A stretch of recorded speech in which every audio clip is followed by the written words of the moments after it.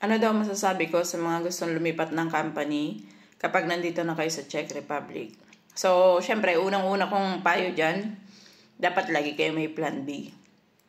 Pero bago kayo mag-plan ng paglipat ng company, so, i-check nyo muna yung inyong kontrata.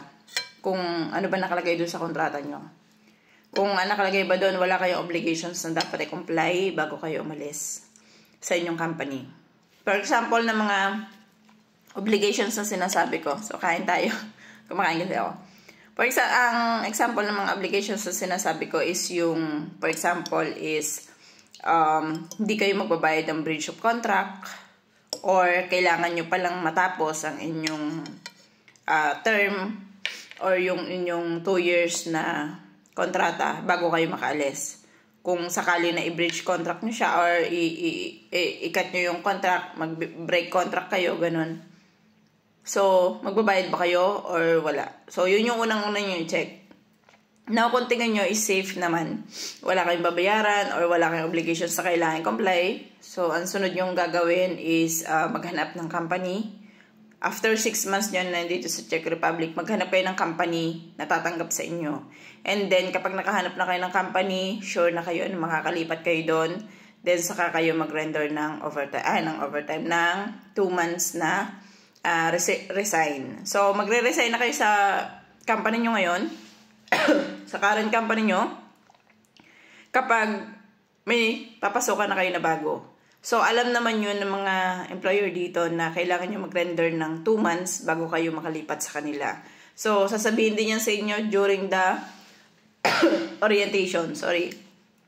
Sabihin yan sa inyo during the orientation and then pag sinabi nila yan sa inyo, so magpapasa na kayo ng resignation doon sa inyong current company and then pagpasa nyo ng resignation, kailangan nyo matapos yung 2 months na render and then pagkatapos nun, lipat na kayo sa bagong company. So, nung ako dati lumipat, wala kaming parang tenga na araw. So, pag alis ko sa una kong company, nagpahinga lang ako ng 3 days kasi meron ako nung available pa na dublena or leave. So, doon sa available ko na yon, so nagpahinga lang ako and then lumipat na ako dito sa bago kong company. And then pagka other month, previously, dire-diretso siya, continuously, yun. Lipat na ako sa bagong company. So, wala akong tenga. Yun yung dapat ay smooth yung inyong mga process. So, yun yung kadalasan nangyayari kapag smooth siya. So, wala kayong mga kailangan i-comply na iba.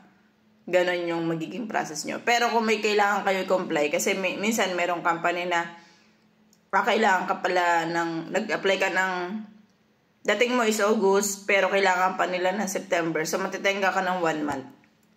So, kapag ganon yung mga senaryo, yun talaga, matitenga kayo.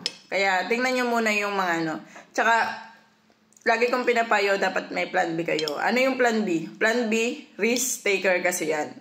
So, magre-risk kayo, mag-apply kayo sa iba.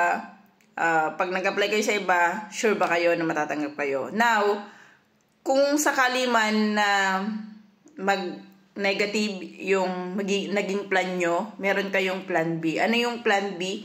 Siyempre, dapat meron kayong pera. Kasi, if ever na mag-fail yung una yung plan at sumablay kayo, ganun, meron pa rin kayong pang-ayuda for 2 months na pera. So, dapat meron talaga kayong pera. Huwag kayong mawawalan ng pera once na nag-apply kayo. Mahalaga yun. So, yun lang naman. Natanong lang kasi yan sa akin sa comment section. Thank you.